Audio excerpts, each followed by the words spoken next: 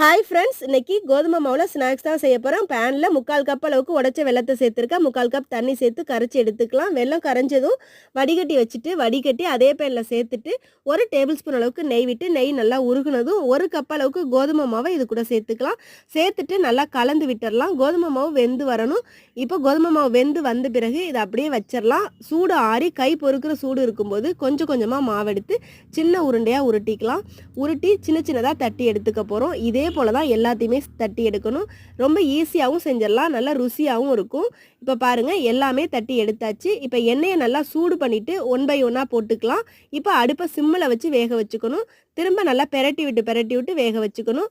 நல்லா வெந்த பிறகு இதை ஜாரணி வச்சு எடுத்துட்டு அது மேலே ஒரு கரண்டி வச்சு அழுத்தி விட்டோம்னா அதில் உள்ள எண்ணெயெல்லாம் நல்லா வடிஞ்சிரும். அதுக்கு பிறகு இதை எடுத்துக்கலாம். அவ்வளோதாங்க, ரொம்பவே டேஸ்ட்டான ஒரு ஸ்நாக்ஸ் ரெடி ஆகிடும். நீங்களும் ட்ரை பண்ணி பாருங்கள். இந்த வீடியோ பிடிச்சிருந்தா லைக் பண்ணுங்கள். நன்றி, வணக்கம்.